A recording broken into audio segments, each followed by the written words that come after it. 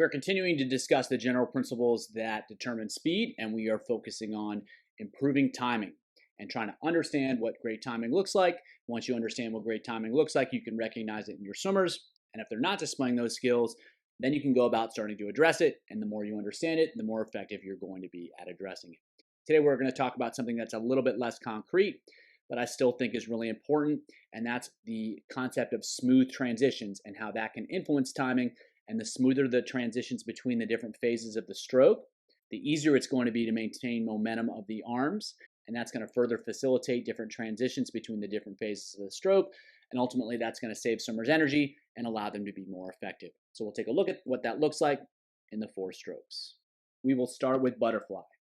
And so the thing to watch here is the momentum of the arms kind of carries the hands down a little bit.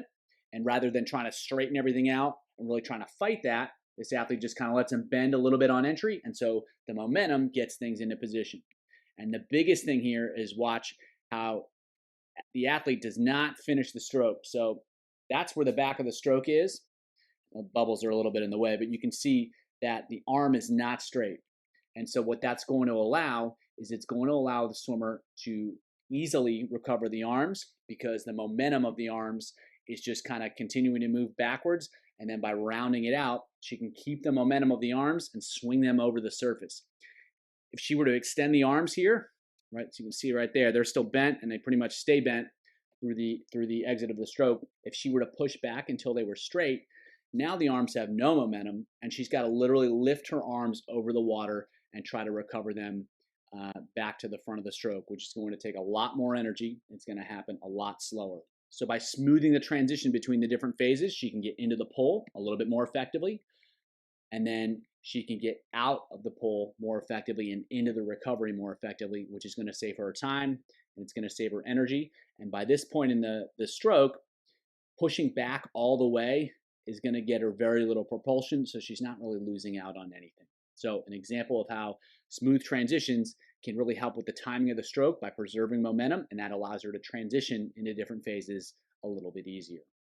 So if we watch backstroke here, what the athlete will do is as they finish the stroke, they push down towards the back of it, and that allows them to push up with the elbow and the shoulder, and that gets the arm moving already out of the water.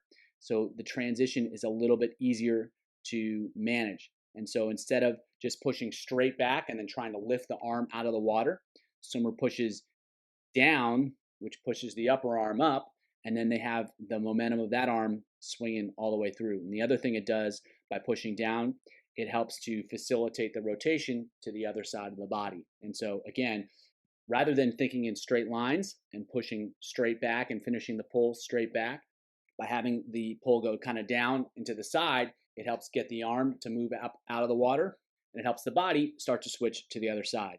So it's a key timing thing, and it's facilitated by what the arms are doing. And that allows for the rest of the stroke to flow with a little bit more rhythm and a little bit less effort. And the same thing here, when the hand enters, the swimmer's using the momentum of the arm recovering over the water to kind of drive into it and to get onto the side, and then the hands just kind of in position and then round it over to get into the pull. So again, instead of thinking straight lines and pulling straight back right away, there's a little bit of patience, there's a rounding to get in position, and then they go. And again, finishing down a little bit, popping the elbow up a little bit helps to facilitate the switch to the other side and help get a little bit of momentum to recover the arm over the water. So smooth transitions between the different phases allows for less effort, and that's ultimately going to improve their endurance. Now with breaststroke, they have an interesting challenge because they have to pull back pretty hard, but they also have to cut the stroke off to start the recovery of the arms. And so what you'll see here is the stroke starts to round around. So instead of pulling straight back, everything's kind of coming around and in. If the athletes pulled straight back and then they tried to recover the arms, they'd really struggle because they'd have no momentum and they've got to drive everything forwards from a really far back position. So again, smooth transitions from the beginning of the stroke here into setting up the stroke and then the pull back into the recovery, everything's pretty rounded, and that allows them to flow from phase to phase, and it allows the timing to be a lot more seamless. It'd be much more herky-jerky if it was a rigid kind of 90-degree thing. And so we're looking for smooth movements and smooth transitions between the stroke phases so that they can time them a lot more effectively, and they can transition into them more effectively. And so again, a little bit rounding here, and then especially through the pull, it kind of gets rounded through the back as opposed to pulling straight back, because it allows to give up a little bit maybe of the pull, but it allows them to get a lot more by recovering smoothly into the next phase. And with freestyle, it's pretty similar to what we see in butterfly.